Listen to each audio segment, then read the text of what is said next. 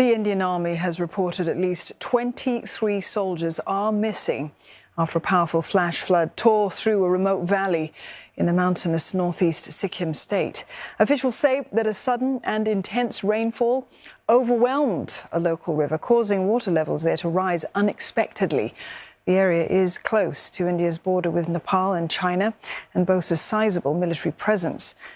And the torrent of raging brown water washed away roads and bridges. Search operations are underway to find those missing soldiers, but remnants of the rain are hampering efforts.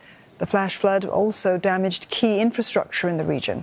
The main highway connecting Sikkim to West Bengal state has fallen apart, and access to Gangtok by road has been cut off. Authorities estimate that about 15,000 people could be affected by the disaster. India's weather department has also warned of landslides and disruption to flights. And for more, Rebecca Bundan joins us. She's live for us in Mumbai. Rebecca, how has all that heavy rain hampered rescue operations that are ongoing?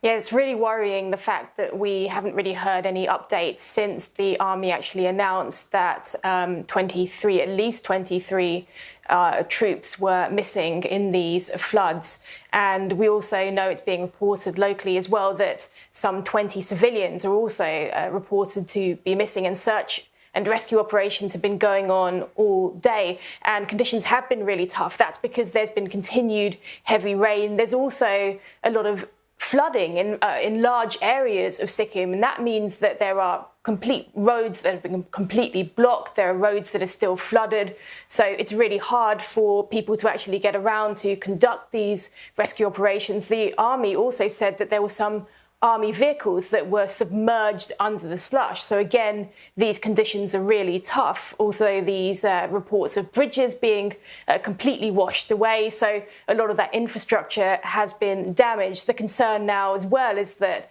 it's approaching nightfall here in India, and that's only going to make these operations, search operations, much more difficult. So that's a big worry at the moment as these operations continue to try to find those troops who are still missing. Extremely challenging conditions you described there, Rebecca, but the region isn't a stranger to flash floods and landslides. I mean, Sikkim does record one of the highest annual rainfalls that the country sees. What has the government actually done to mitigate the impact of these disasters? Well, some people have expressed concerns that not enough has actually been done to mitigate the impact. And Sikkim isn't the only state this year that's really been affected by the rains. And, for example, earlier this year, Himachal Pradesh was also hit very badly with extreme destruction caused by torrential rainfall. Rain is expected at this time of year, but climate scientists have also warned that conditions only seem to be worsening with the effects of climate change. In this case, it seems that key infrastructure has been damaged, so there will be questions raised about whether more could be done to strengthen that infrastructure to make sure that it can withstand such conditions. But weather forecasters have also warned that there's further heavy rain potentially, that there could even be the risk of landslides. So at the moment, the authorities' efforts are really on trying to get people to safety, particularly people in low-lying areas, people as well who could be at risk of those landslides. So people are being evacuated at the moment. Those operations are ongoing. A lot of homes have been damaged as well.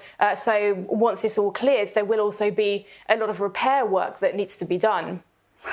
Rebecca, thank you for that update on the situation that we're seeing in Sikkim state with the floods. Rebecca Bundan there reporting for us live in Mumbai.